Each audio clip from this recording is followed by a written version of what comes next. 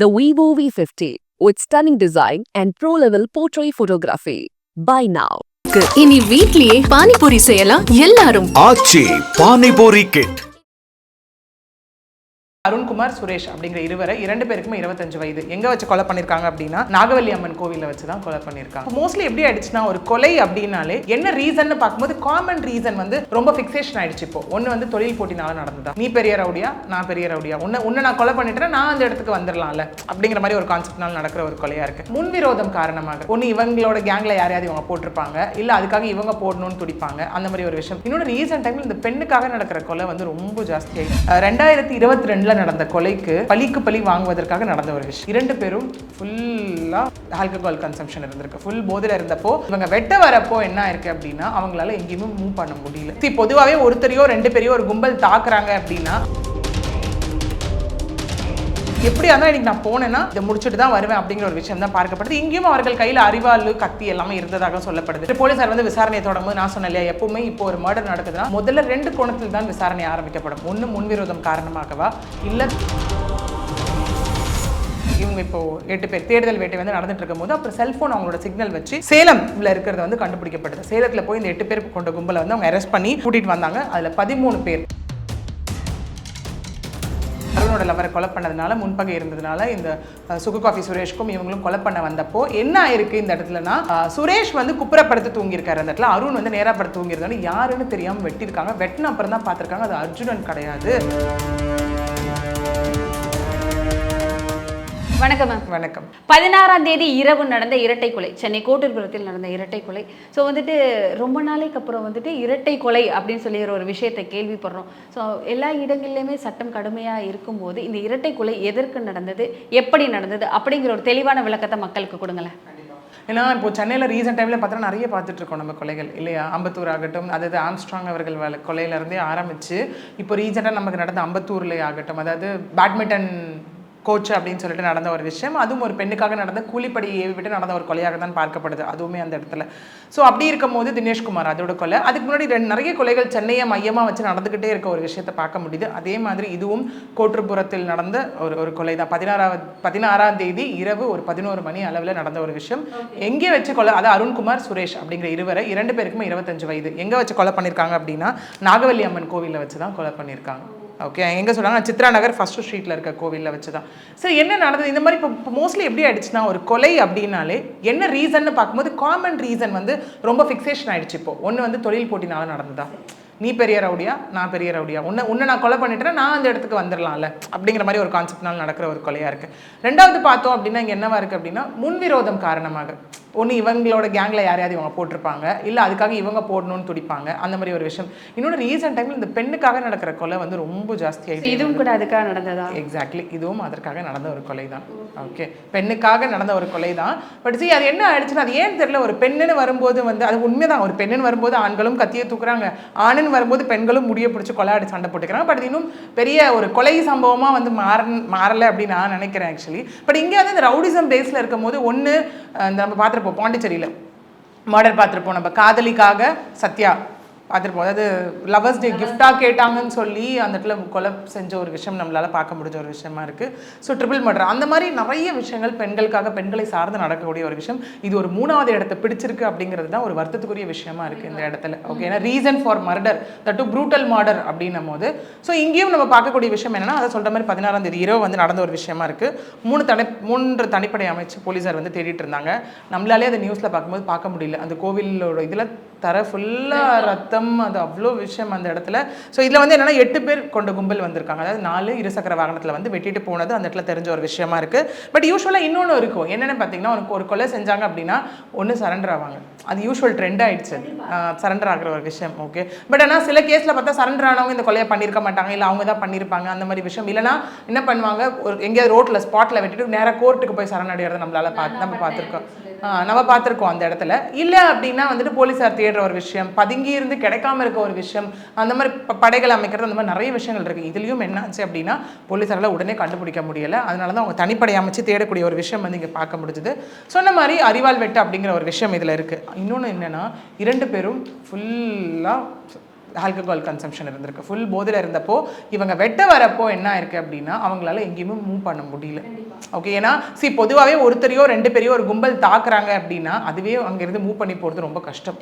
ரொம்ப ப்ராக்டிஸ்டாக தான் வருவாங்க இல்லையா அவங்க. நம்ம ஆம்ஸ்ட்ராங் சார் கேஸில் நம்ம பார்க்க முடிஞ்ச விஷயம் என்னவா இருந்ததுன்னா, அவர் ஒரு குத்துச்சண்டை வீரர் அப்படிங்கிறதுனால அவர் காலில் நரம்பை இது பண்ணி அந்த மாதிரி ஃபுல் ப்ராசஸ் இல்லைன்னா அடுத்தடுத்த விஷயம் வச்சுருந்தாங்க இல்லையா இங்கே. ஏன்னா இப்போ இந்த 57 நடந்த விஷயமே பார்க்கும்போது வெடிகுண்டு வீசி தான் சிதைச்சு பண்ணப்பட்ட ஒரு விஷயமா இருக்குது. என்னன்னா அறிவால் வெட்டு, ஓகே, இல்லைனா வெடிகுண்டு, இல்லைனா அடுத்த விஷயம், இந்த மாதிரி எப்படியுமே தப்பிச்சிடக்கூடாது அப்படிங்கிறதுக்காக பிளான் A B C அப்படின்னு பெருசாக வச்சு அந்த இடத்துல அவர் இறந்த பின்பு தான் போவேன்.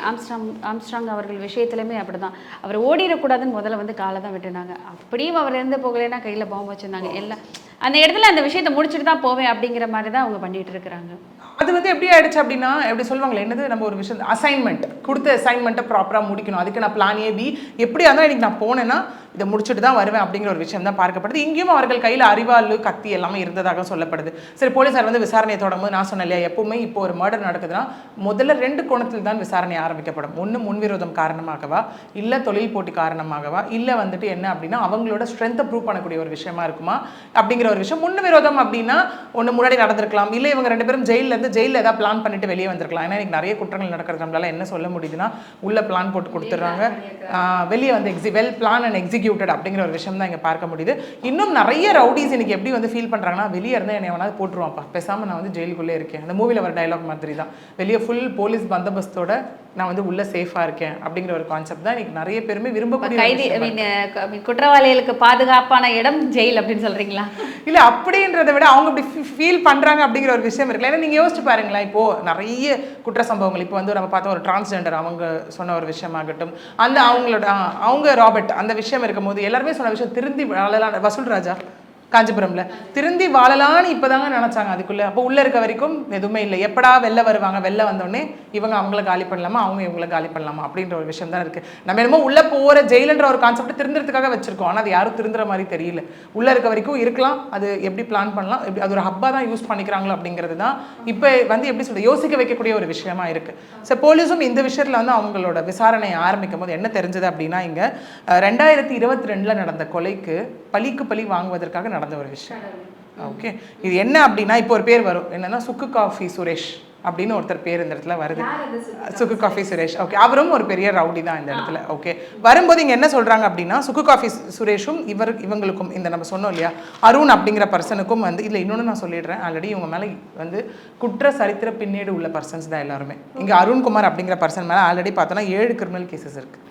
7 இருந்தா குண்டாஸ்லங்க போகணும், 4 இருந்தாவே அந்த விக்டிம் குண்டாஸ் இருக்கவங்களா வெளியே ஜாலியாக சுற்றிட்டு இல்லையா, இது என்ன குண்டாஸ் தான் போடுறோம், குண்டாஸ் போட்டு அதான் சரி. இப்போ எப்படின்னா போக்சோ போடுறதோ குண்டாஸ் போடுறதோ ஒரு பெரிய சாதனை, ஒரு பெரிய அச்சீவ்மெண்ட்டாக இருக்குது. பட் ஆனால் அவங்களை எவ்வளோ நாள் உள்ள ஹோல்ட் பண்ணி வைக்கிறோன்றது எப்படி சொல்கிறது, அதுக்கான ஒரு பனிஷ்மெண்ட் வேல்யூன்றது இங்கே இல்லாமல் போச்சு. ஏன்னா குண்டாஸ் போட்டாலும் போக்சோ போட்டாலும் எது போட்டாலும் அவ்வளோ சீக்கிரம் பெயில் கிடைக்காது. பெண்களுக்கு ஒரு தைரியம் இருந்தது, போக்சோ போட்டாங்க, நம்மளுக்கு ஒரு பாதுகாப்பான சட்டம் வந்துருச்சு, யார் என்ன பண்ணாலும் போய் நம்ம ரிப்போர்ட் பண்ணிடலாம், இதுக்கப்புறம் யாரும் பெண்களை எதுவுமே அது போட்டதுக்கு அப்புறம் தாங்க அதிகமாக நடக்குது. போக்சோ இருக்கட்டும், ரேப் இருக்கட்டும், நான் செக்ஷுவல் ஃபார்ம் ஆஃப் போகும்போதே செக்ஷுவல் ஹராஸ்மெண்ட்டாக இருக்கட்டும், அபியூஸாக இருக்கட்டும், இல்லை செக்ஷுவல் அசால்ட்டாக இருக்கட்டும், எல்லாமே இருக்குது. எனக்கு என்னவோ அந்த தமிழ்நாடே பாருங்களேன், போன மாதம் ஃபுல்லாக செக்ஷுவல் ஹராஸ்மெண்ட் கேஸ் தான் ரிப்போர்ட் ஆன மாதிரி இருக்குது. இந்த மாதம் ஃபுல்லாக பார்த்தோம் ஃபுல்லாக கொலை. இது என்ன கான்செப்ட்னு எனக்கு இல்லை. இன்னொன்று அது செக்ஷுவல் ஹராஸ்மெண்ட்டோ இல்லை கொலையோ எதுவாக இருந்தாலும் ஒரு அடித்தளம், ஒரு பெரிய விஷயம் ஆல்கஹால் கன்செப்ஷன் இருக்கிறத நம்மளால் பார்க்க முடியுது. ஆல்கஹால் கன்செப்ஷன் ஒரு ட்ரக் கன்செப்ஷன், இல்லை போதைப் பொருள் விட்டுறதை எதிர்த்து கேள்வி கேட்டதுனால கொலை, கள்ளச்சாராயத்தை எதிர்த்து கேள்வி கேட்டதுனால கொலை, இந்த மாதிரி இருக்கும் போது அப்போ என்னதான் பண்ணணும் மக்கள் அப்படிங்கிற ஒரு பெரிய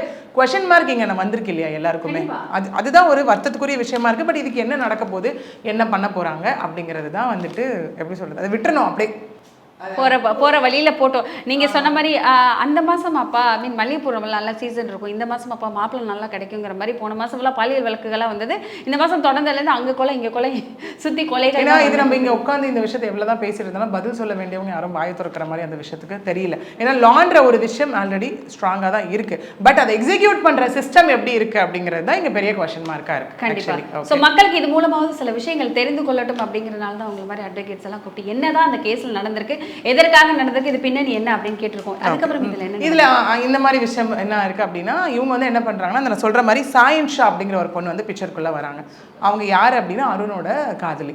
ஓகே, அவங்க வீடு இங்கே எங்கே இருக்குன்னா கேளம்பாக்கம்ல அவங்க வீடு இருக்கும்போது அருண் அங்கே போய் இருந்திருக்காரு. ஓகே, அங்கே போகும்போது அருண் அங்கே அடிக்கடி போகிறத கவனிச்ச இந்த சுக்கு காஃபி சுரேஷ் என்னன்னா, சரி கொலை பண்ணிடணும் அருண் அப்படின்னு முடிவு பண்ணி அங்கே வீட்டுக்கு போனப்போ அங்கே அருண் கிடையாது. அதனால அந்த ஒரு வெறியில் அந்த ஒரு கோவத்தில் அருண் இல்லைங்கிறத பார்த்துட்டு சாயன் ஷாவை கொலை பண்ணியாச்சாங்க. ஓகே, அதுக்கப்புறம் ஜெயிலுக்கு போனவங்க என்ன இருக்குது அப்படின்னா, ஜெயிலேருந்து வந்து இப்போ தான் தப்பிச்சு, ஜெயிலுக்கு போனவங்க வந்து இப்போ தான் ஜெயிலேருந்து வெளியே வந்ததை நம்மளால் பார்க்க முடிஞ்சது. அதை சொல்லுவாங்களா, வெளியே வந்து அவங்க பிளான் வந்து அவங்க எக்ஸிக்யூட் பண்ணுற ஒரு விஷயமா இருக்கும் இல்லையா. ஸோ அந்த மாதிரி ஒரு விஷயம் இங்கே என்ன இருக்குது அப்படின்னா, இவங்க கொலை பண்ணியிருக்காங்க இல்லையா. கொலை பண்ணிட்டு என்ன இருக்குது, தேடுதல் வேட்டை.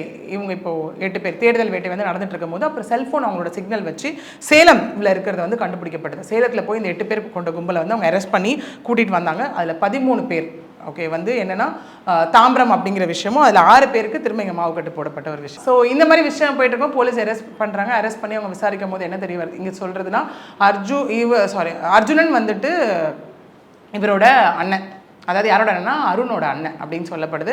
இந்த வெட்டும் போது அருண் வந்து ஸ்பாட்டில் இறந்தாச்சு. சுரேஷ் வந்து ஹாஸ்பிட்டல் ராயப்பேட்டை ஜிஹெச் கூட்டிகிட்டு போகிறாங்க. ஜிஹெச்சில் கூட்டிகிட்டு போய் அவர் இறந்தாச்சு. ஓகே, இங்கே என்ன ஒரு விஷயம் அப்படின்னு பார்த்தோன்னா, இந்த கும்பல் வந்தது இல்லையா, அவங்க வந்து வெட்டுறதுக்கே வந்து எதுக்காக அப்படின்னு பார்த்தோன்னா, அர்ஜுனனையும் அருணையும் வெட்டுவதற்காக தான் வந்திருக்காங்க. ஓகே, அவங்களுக்குள்ள ஏற்கனவே இந்த விஷயம், இந்த அவங்களோட லவ்வர் அருணோட லவ்வரை கொலை பண்ணதுனால முன்பகை இருந்ததுனால இந்த சுக்கு காஃபி சுரேஷ்க்கும் இவங்களும் கொலை பண்ண வந்தப்போ என்ன ஆயிருக்கு இந்த இடத்துலனா, சுரேஷ் வந்து குப்புறப்படுத்து தூங்கியிருக்காரு. அந்த இடத்துல அருண் வந்து நேராக படுத்து தூங்கியிருந்தாலும் யாருன்னு தெரியாமல் வெட்டியிருக்காங்க. வெட்டின அப்புறம் தான் பார்த்துருக்காங்க அது அர்ஜுனன் கிடையாது, அது வந்துட்டு சுரேஷ் அப்படின்னு பார்த்துருக்காங்க. அப்புறம் அர்ஜுனன் ஓடி வர்றதை பார்த்து அந்த இடத்துலேருந்து தப்பி ஓடினவங்க தான் இந்த கும்பல். அதுக்கப்புறம் போலீஸ் அரெஸ்ட் பண்ணி இப்போ அவங்க மீது வந்துட்டு கொலை வழக்கு போட்டு இப்போது இன்வெஸ்டிகேஷன் ப்ராசஸ் வந்து போயிருக்கு. மெயினாக அரெஸ்ட் பண்ணவங்க பார்த்தோம் அப்படின்னா இந்த பிரேம்குமார், சாம், சரண், இன்னும் 8 பேர் சேர்த்து தான் இதில் வந்து இப்போ இவங்கள தானா போய் சரண்டர் ஆகல, தேடி தான் கண்டுபிடிச்சிருக்கிறாங்க, அரெஸ்ட் பண்ணிருக்காங்க. தனிப்படை அமைச்சு அரெஸ்ட் பண்ண ஒரு விஷயமா இதில் இருக்குது. ஆமாம், இதுக்கப்புறம் அந்த விசாரணைகள் போகும். அதான் என்ன ஒரு ப்ரிலிமினரி காசன் இப்போ நமக்கு இதில் தெரிஞ்சிருச்சு இல்லையா. ஸோ அதுக்கப்புறம் அடுத்தடுத்த கட்ட இன்வெஸ்டிகேஷன் போகும்போது இது எல்லாமே வரும். இருக்க எவிடன்சஸ் எல்லாமே, இந்த அருவாள் கத்தி எங்கே வாங்கினீங்க, யார் இன்னும் யாராவது இது குழந்தையாக இருந்தாங்களா, அந்த மாதிரி விஷயங்கள் எல்லாமே இதுக்கப்புறம் தான் இந்த இன்வெஸ்டிகேஷனுக்குள்ளே கொண்டு வரப்போம். கண்டிப்பாக. நன்றி. நன்றி. The Vivo V50 with stunning design and pro-level portrait photography. Buy now. இனி வீட்லயே பானிபூரி செய்யலாம் எல்லாரும். ஆச்சி பானிபூரி கிட்.